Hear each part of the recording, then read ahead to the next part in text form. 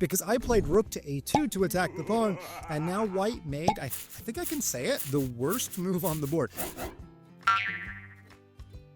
Chess kids, you may not want to watch this video, but if your parents are watching, you're going to want to watch this 10 times, because today it's all about how do you beat your kids? Well, I'm going to tell you, because in case you don't know, I have a live show on ChessKid where the kids try to beat me every day, and I had one particular live show where I beat the kids the exact same way every game. I'm going to show you every game I played against these kids. They were all close, but I won the exact same way. And what is that way? Take the kids to the end game. Sorry, kids, but you need a little work there. That's how the old man plays chess. I believe in Poland, they call it z juniorem do końcówki. Take the juniors to the end game, and that's what I did. So in this position, in game 1 of my most recent live stream, it's totally equal. But what did my opponent do?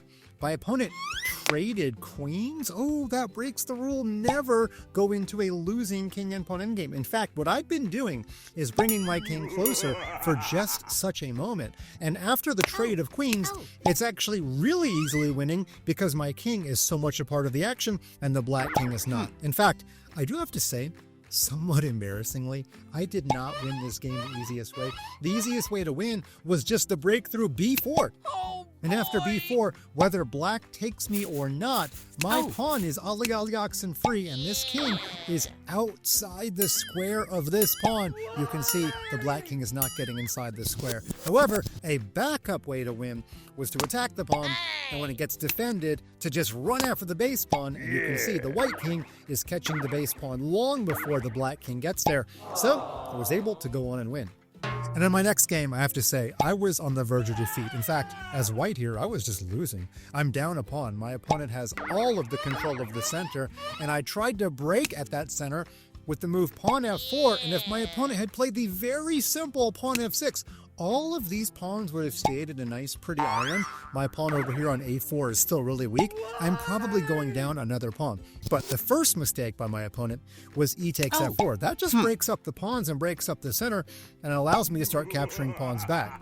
Now I decided to capture this pawn first, and I played a little bit of a trick. If I capture with the knight, that's probably going to be good enough for a draw.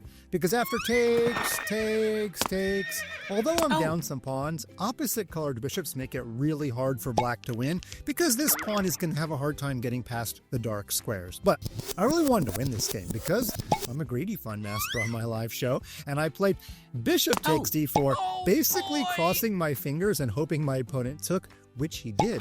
Now, I know knights don't usually compete against bishops that well on an open chessboard, but this pawn is suddenly a scary monster. And, just like in the previous game, the black king is out of the game. Now, my opponent took, and I just threw my pawn down the board before black's king had a chance to get in the game. Now, he rushed in the game, but I pushed again.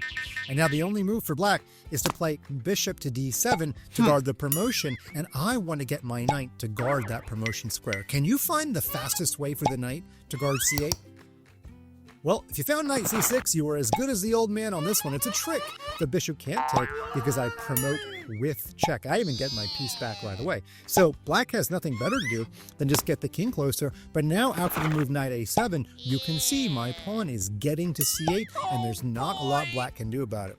Now, I will say black has enough extra pawns here that even after black loses the bishop, black could still fight for a draw, although I was able to go on to win the game after the promotion of the pawn.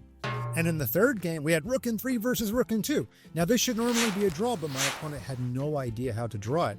In fact, if you're white in this position, you should not be pushing pawns. All you're doing is getting them closer to my king, my rook, and my pawns, and that's just going to make them more weak. I was going to use a bigger word, but hey, weak works, right? So as white here, you should just move your rook sideways or something. Now, h4 check by itself probably doesn't lose, but I was pretty happy after king h5 and then g3 happened, because now my king is going to get to this square. All I have to do is get this rook off the 4th rank. Now, I can do that by offering a trade, which white really can't accept. And once my king gets to g4, then my rook is going to either get back to e3 and threaten this pawn, or it's going to go to e2 and force that white king back to the first rank. So there was a little bit of maneuvering here. I moved a rook, I moved a rook again, and I saved my pawn. I could have just played king g4 here, but I was moving my rook around. I can do it whenever I want.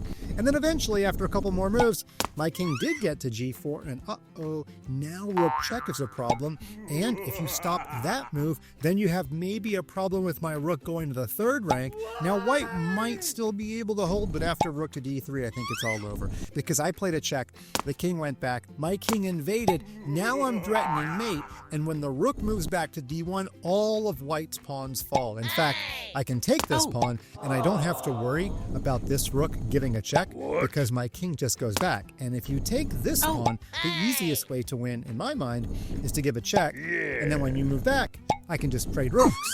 I can win a second pawn, and black always wins with these two extra pawns. We don't have to worry about anything like opposition or anything like that. So that was rook and 3 versus rook and 2. But would you believe in my final game, I had rook and 4 versus rook and 3. Now, on paper, this is supposed to give me better winning chances with the extra pawn. The problem in this position is that the excellent placement of this white rook, I can't do much about. In fact, this rook is keeping my king from ever moving up because I'll always lose my extra pawn.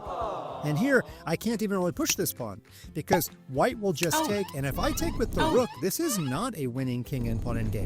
Takes, and the king just moves here and I lose my extra pawn. Also, in this position, if I take back with the pawn, then the king just charges into f4 and I'm still losing my pawn. So my only move in this position to just not lose my extra pawn is to play this move rook to a5. And all white has to do is do nothing. If white just moves the rook sideways or something and keeps an eye on this pawn, then I can't really make a whole lot of progress. But instead, my opponent didn't really understand the idea of doing nothing, which is a hard idea, I realize. Instead, my opponent, I don't know, was threatening me, attacking me, going for the win or something, trying to improve the position with this move king h4. And that backfired spectacularly because I played rook to a2 to attack the pawn, and now white made, I think I can say it, the worst move on the board. White played g4, thinking g5 would mate my king. Well, of course that would be true, but there's a problem. You don't get to move twice in a row. I played g5 first. The king has to go to g3, and white actually mated himself after f4. So I didn't even have to get down to a promotion position. I just trapped that white king somewhat in the middle of the board. So there you go. My Polish is terrible, so I'm not going to say that expression again. But parents out there, if you watch my YouTube channel, if you're the one listening to this, the message is loud and clear. Take your kids to the end game. That's where you've got the best chance.